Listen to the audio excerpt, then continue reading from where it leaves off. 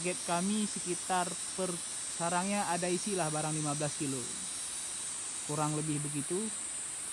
Bahkan kemarin itu sempat kami panen satu sarang isinya 40 kilo. Itu tergantung pengisian madu, masa bunganya penuh ibaratnya ya.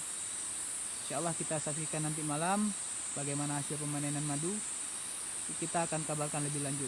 Assalamualaikum warahmatullahi wabarakatuh.